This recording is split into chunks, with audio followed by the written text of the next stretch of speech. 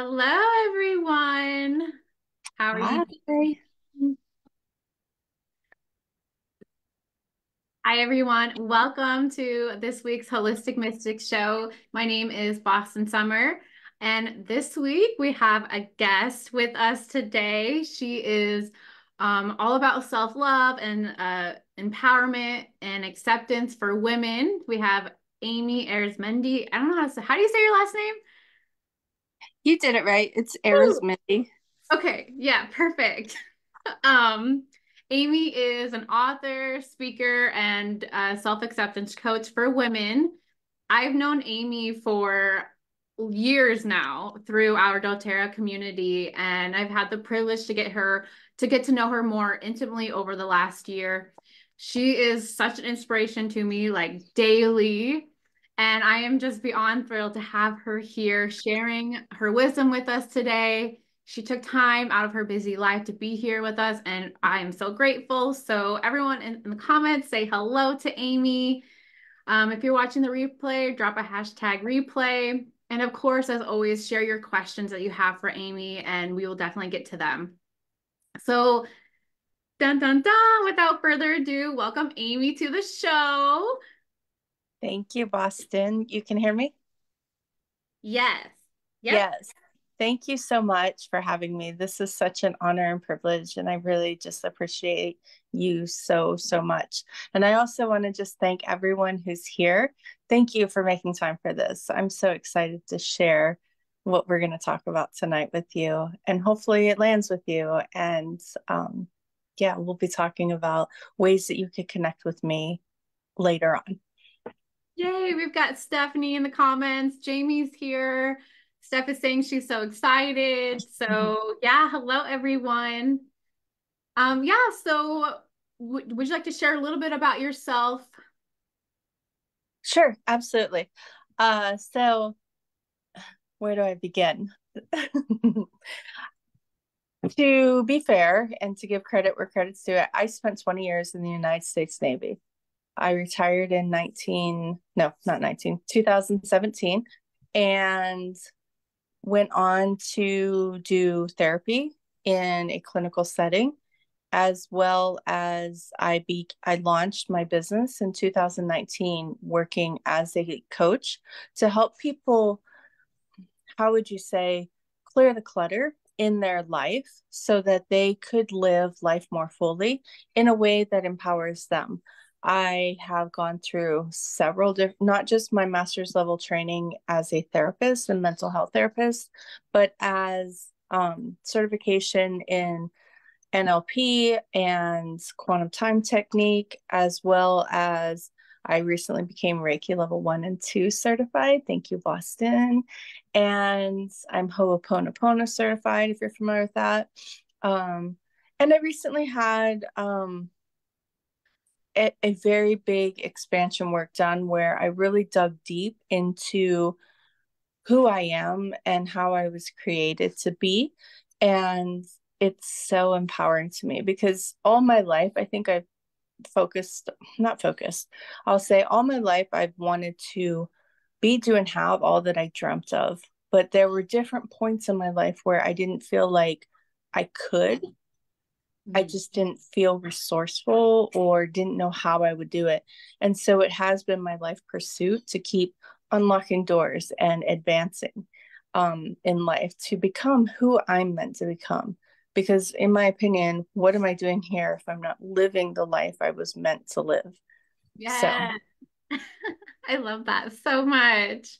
You're obviously more than qualified to be here. I love that you just sounds like you just continuously pour into your craft and make sure you have the best to offer your clients and mhm. for yourself. Yeah, yeah, it's important to me. Beautiful. So if I would love to ask you, the first question tonight is what has your journey to self-love looked like? Like you shared a little bit about where you started and but how did you really get to where you're at now? Oh, it's loaded. Um, so how did I land on self-love being my focus? Uh, I was I was young and did not know who my birth father was. I was curious to know because I felt like there was things missing in my life. I had questions and I felt like I didn't really understand who I was. And so, anyways, let's fast forward into my teen and young adult years. I looked for love in everyone else because I was missing that peace within myself. Um, Totally I doubt, really. yeah, I doubted who I was. Like, I don't know if you've been there, you get it. And then in the military, I realized I lacked boundaries. And so that was another area that I developed because I needed to establish boundaries with people because I was getting walked all over. I just really didn't even know who I was. I was the big thing I'm not saying that I'll say now. I was looking to my romantic relationships to give me the love that I needed to find within myself. And it was an endless pursuit. I kept trying to find love in other people. And I thought I loved them. Like we all think we love people, right? And for a lot of intents and purposes, we do at the capacity we can understand love. But there was something missing still. And so I went on my own journey and really tried to figure out who I was. I read a lot of books. One book that really catapulted me in a different way was The Gifts of Imperfection by Brene Brown. And that book truly helped me to dig differently Mm-hmm. and really embrace me. And that was just the tip of the iceberg, right? It wasn't even the depth that I needed. I'm getting messages in. And I kept operating at the level I was at, trying to grow and develop. And it wasn't until I almost retired from the military that I really tapped into, I wasn't using my voice. I had all these thoughts and ideas. I felt things that I wasn't saying. And it was my old patterns of just stuffing things down and being good to everyone else, right? And sabotaging my well being for Mm-hmm. everyone else. And so I found my voice, and that was very empowering. But it wasn't still the depth that I am now. It was when I went through my NLP training. I worked on myself in a very deep and new way. I'd been to counselors before, but NLP and quantum time technique radically changed my life. I was able to easily let go of things that were in my past that were holding me back. Mm-hmm. And I was able to understand how my thoughts really do dictate how I'm showing up in the world.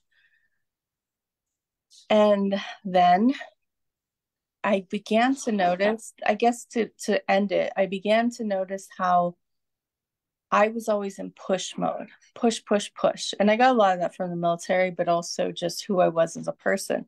I was pushing for everything. I wasn't being present in my moment. I wasn't embracing the other aspects of myself, the creative side and the fun side. I was always so serious. And so I tapped into, and we talked about that, right? Is that why you're laughing? We talked about Oh, it. I just totally resonate. That's why I'm laughing. And so when I went through your program last year, that was my focus to tap into the other parts of myself that had been so dormant. And in doing that, that's how I've gotten to this place where I can now confidently say, this is what I'm supposed to share with the world because I have mastered it in many ways and I've continued to grow and develop. So the journey for me was long. And now that I have the tools, I can help people move through their journey much quicker. Yeah, it doesn't have to take them 10, 20, 30 years like the rest of us have. Yeah. Beautiful. I think a lot of people in the chat here can really resonate. Most of the people that I really attract are empaths. And so we feel those emotions of not only ourselves, but other people so strongly. And so can we just speak into that a little bit? I know you said something about like the thoughts that really make our life, right? So how do you navigate the inner critic on a day-to-day basis? I recognize it now. I notice, like, that's one of the things I share with people is start thinking about what you're thinking about instead of just being on autopilot and going through life. Really start checking in with those thoughts instead of just shoving it down. What are the thoughts saying? And also, I check in with how I feel. I don't just minimize my feelings and say, "Oh, whatever that is," or just keep pushing through life. I honor what I'm feeling because our feelings can give us information about what's happening in our life. Yeah. Yeah. And I also, so I really hold myself accountable to what I'm thinking. And the one big thing is, oh, what was I going to say? I just take a lot of perspective on things. And I no longer, that's what I was going to say. Everything to me is just feedback. It's all just feedback to me. I don't take it personal. If someone says something to me and maybe it's not the most flattering thing, quite the opposite, I don't get offended. I'm just like, okay, what in that do I need to learn or grow from? And then the other stuff, I just let it go. But that really comes with a lot of the work I've done because I don't see myself in competition with people. I just see us all bringing the best we have in the moment and understanding that when someone says something to me, it's coming from their interpretation and perspective, and good for them. Like share what you're thinking and feeling. Um, but I don't have to own it and take it on as like this heavy weight that is causing me to now sink and lose my mind. Like I just ask myself, what do I need to know from this and what can I let go? Yes. Beautiful. Oh my gosh. You're like hitting the nail on the head. Like what other people's opinions or perspectives or like that's all from their own conditioning and their own, lens that they view life. And I love how you mentioned like you don't have to take that on. Yeah.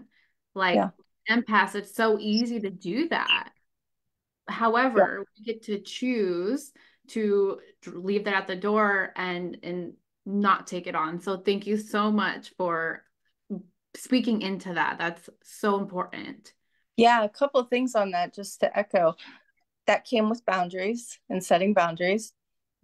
But also I really decided that, and one of my big beliefs is other people's opinions of me are none of my business. Because we all have the opinions, but it's none of my business because our opinions are based on our own worldview and the way we perceive the world. And as I said, bring your opinions, great, but don't get upset if I'm not impacted by your opinion because I get to decide how your opinion impacts me. Yes, the comments are just going wild. Kelsey's over here sharing like, I love this, so insightful. Um, every emotion serves a function, not a single one is bad. Yes, so beautiful. Yes.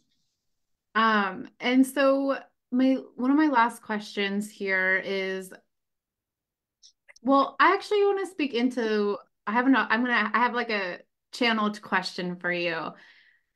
When someone's kind of navigating, putting up boundaries, trying to start improving on themselves and starting to create that safe space to love themselves, but they still have other people, their expectations, their conditionings, like When you talk about boundaries, can you just speak a little bit about that? Yes.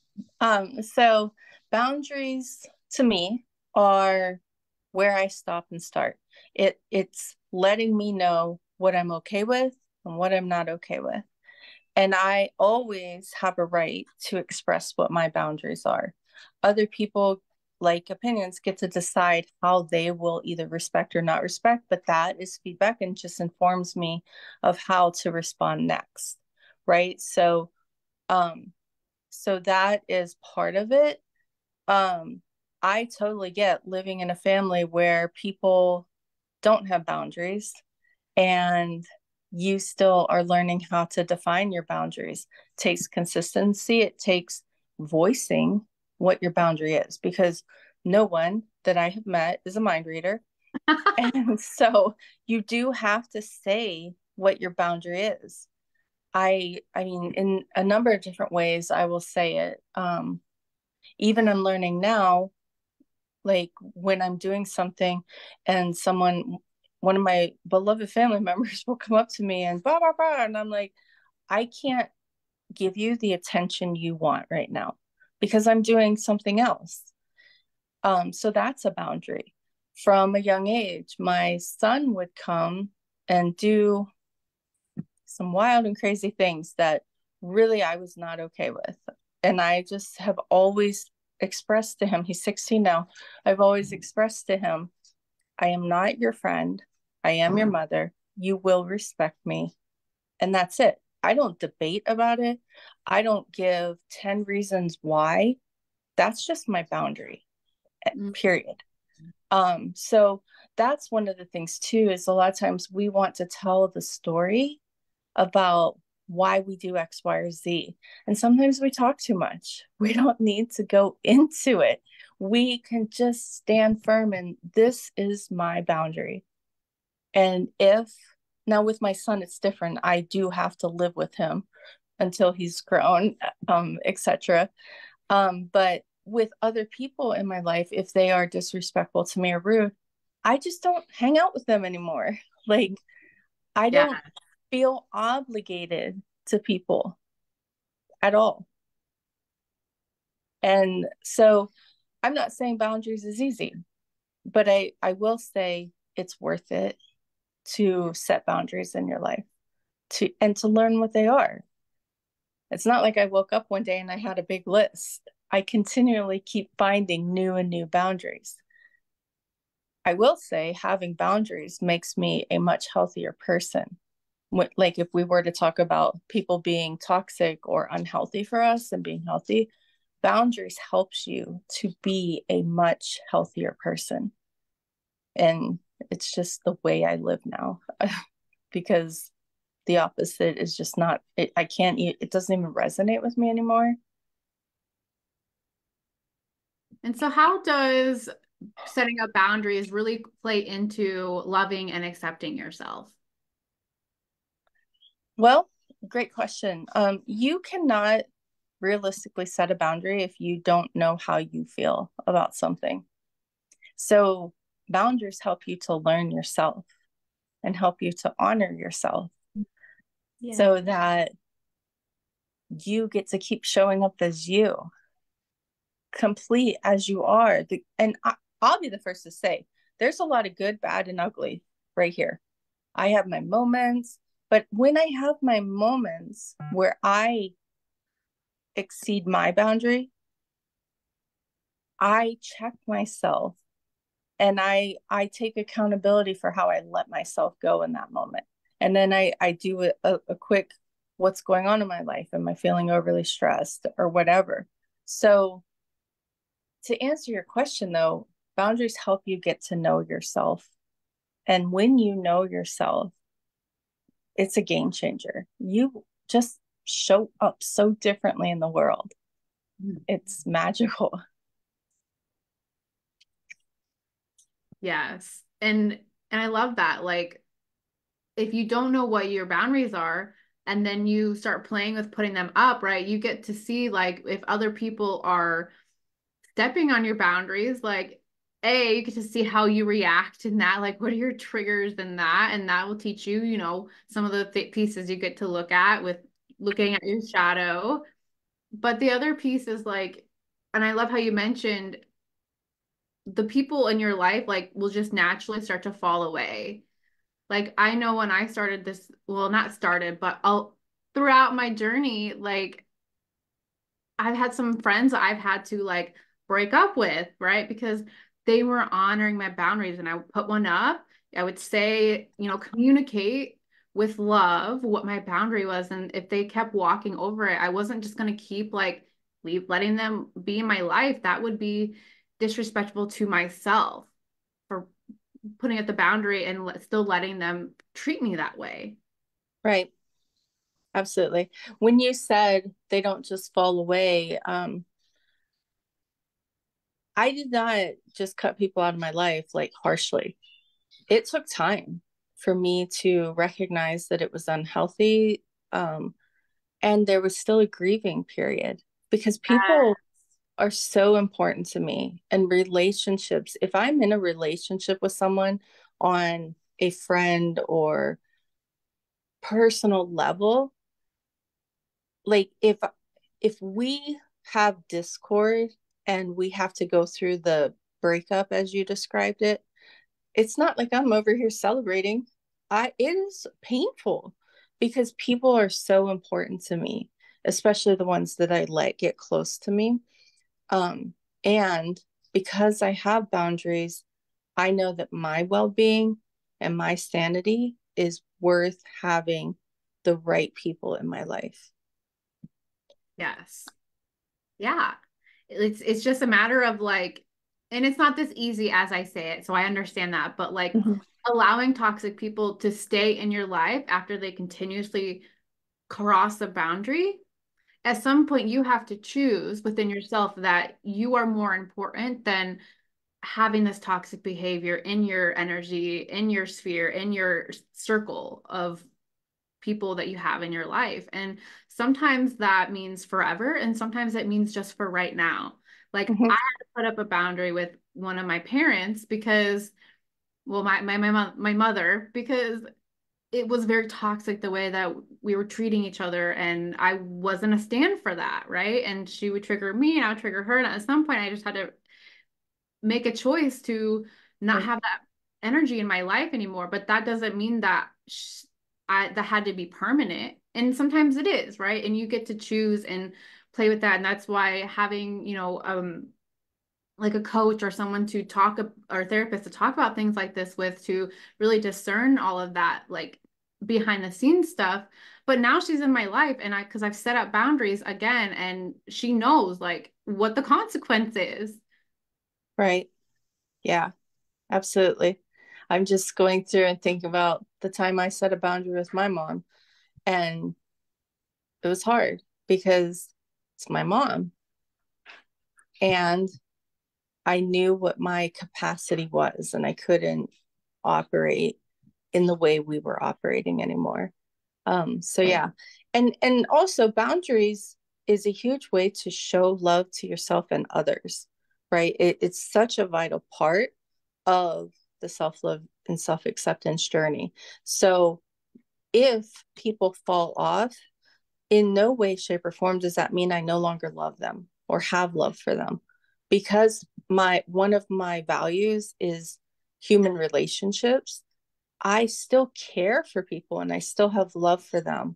It's just my my my life matters. And if I'm feeling terrible all the time because I have these influences in my life that are not working for me, I I can't be who I'm meant to be. I just can't because I have too much up here that I have to filter through. So, yeah. That was amazing. Oh my gosh. That's literally like I'm having over here having aha moments. And I wanted to briefly share before I move on to the last question. Um, One thing that I've really learned, that if I have a boundary with someone or someone's acting a certain way and they're crossing that,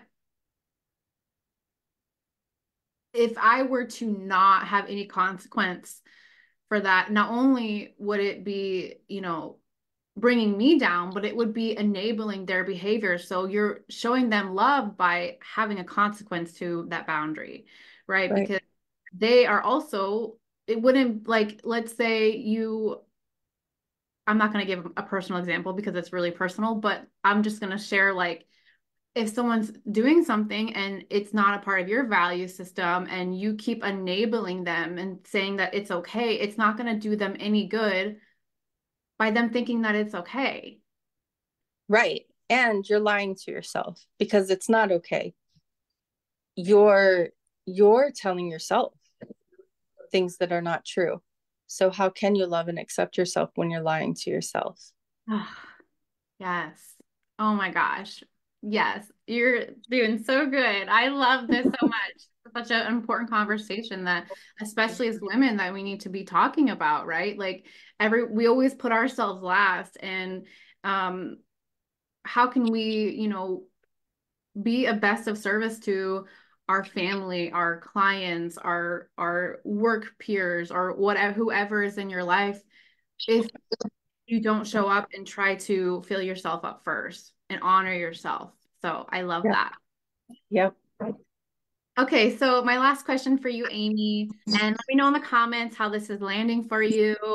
Is anything like blowing your mind like I am? So my last question, Amie, is what is one piece of advice that you'd give to someone when they're feeling low in their self-esteem that they can implement immediately?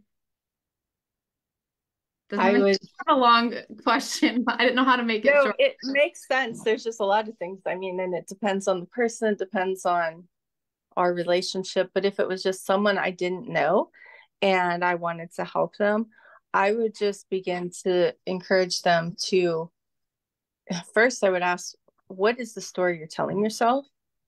If you're feeling low, what is the story you're telling yourself? Because we operate on stories that we create, Yeah. right?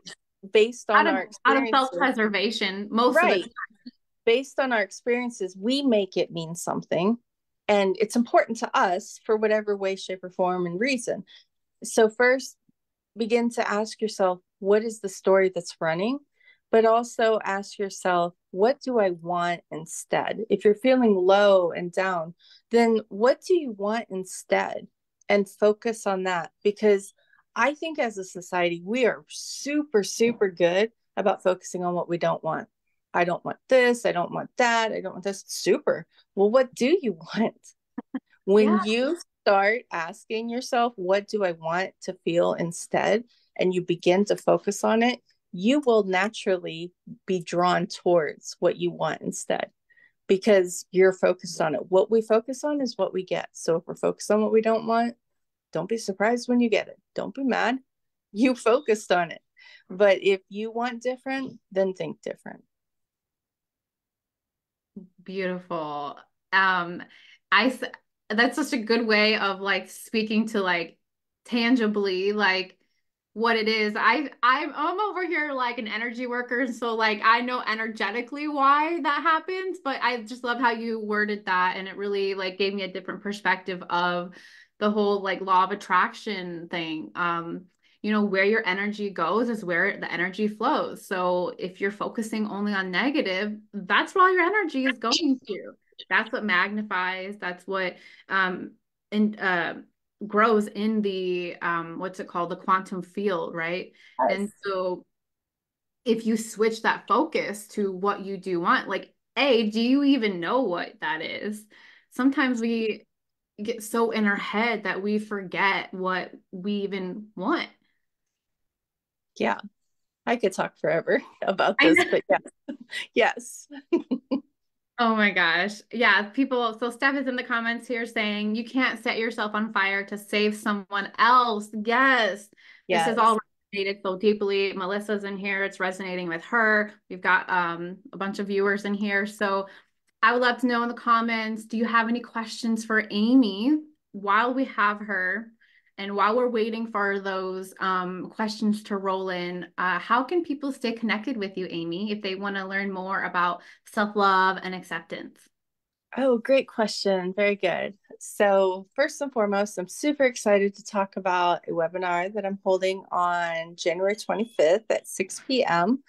I will share the flyer for that in in the comments underneath this Yeah. video.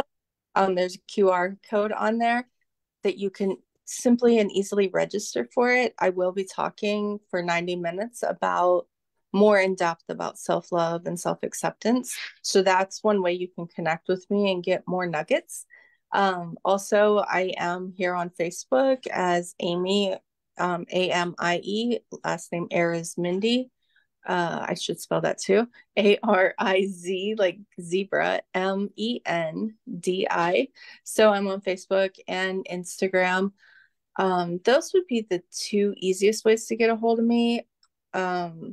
And then from there, if I can be of service to you in any way, then we figure out a better way to keep in touch.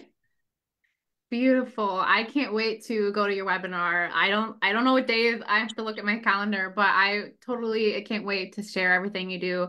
Amie's all about like mindset, and she knows like scientific parts of like the mindset too that like I want to dive deeper into like how the brain works, and I'm sure there's gonna be lots of takeaways on tools on how to keep implementing self-love. And so thank you so much for sharing all of your nuggets here. And if you guys are interested in joining Amie with her webinar, what is it called again? It's, oh, I don't have the with me right here. Let me see. It is. I could just pull it out of thin air, but I want to make sure I say it right. It's titled Wholehearted You, Navigating the Path to Self-Love. Oh, oh, beautifully worded is that. I want to do that. So if you would love to go to her webinar, just drop a heart emoji in the comments and she'll reach out to you to make sure you get that, as well as I'll be tagging her in this post and making sure that you guys can stay connected with her. So thank you so much for joining us today, Amie. It's been a pleasure to have you here. I am so grateful for all of you guys that tuned in and shared your love with Amie. She's a busy woman, and so we're just really grateful to have her. Um, until we see you. Yeah, we got Jamie saying yes so much. She's so excited. Um, thank you so much for being here, and I will see you guys next time on the Holistic Mystic Show. Until then, go out there and radiate your light into the world. Namaste. Bye.